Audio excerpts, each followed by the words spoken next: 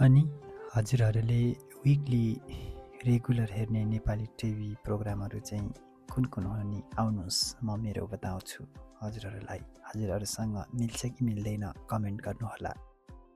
मेरो 1 नम्बरमा रहेको छ हेर्ने कथा। हेर्ने कथा पहिलो एपिसोडबाट सधैँ हेरिरहेको विद्या दिदीको कथा वाचन अनि त्यो कथाको पात्र अनि उनीहरूको स्ट्रगल र त्यो पात्रको मन साह्रै मनपर्छ, त्यसैले यो पनि नछुटाइकन हेर्छु। 2 नम्बरमा रहेको छ रजतपथ अङ्कल या काका। काकाको बोल्ने शैली र एकमात्र पुरानो फिल्मी कार्यक्रम भएकोले हेर्न साह्रै राम्रो लाग्छ। काकाको सिधा कटाक्ष र व्यङ्ग्यात्मक शैली राम्रो लाग्ने भएकोले यो पनि म विकली रेगुलर हेर्छु। 3 नम्बरमा रहेको छ सक्कीको चाहिँ एउटा हास्य टेलिसिरियल हो जुन चाहिँ राम्रो लाग्छ हेरिरहन। समय सान्दर्भिक र प्रेजेन्ट टाइमको कन्टेन्टहरू उठाइरहेका हुन्छन्, राम्रो लाग्छ। अर्को रहेको छ 4 नम्बरमा कमेडी दरबार।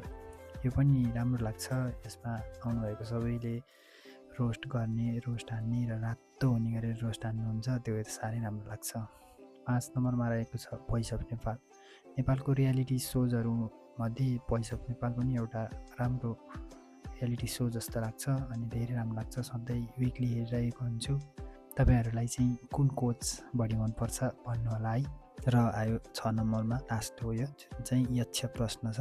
यो पनि समय सान्दर्भिक र विषयवस्तु राम्रो उठाएर एउटा कन्टेन्ट र एउटा राम्रो क्वेसन्सहरू गरेर वार्तालाप गरेको एउटा बहस हेर्न राम्रो लाग्छ, त्यसैले पनि राम्रो लाग्छ। अनि हजुरहरूसँग के कति मिल्यो कमेन्ट गर्नुहोला। धन्यवाद।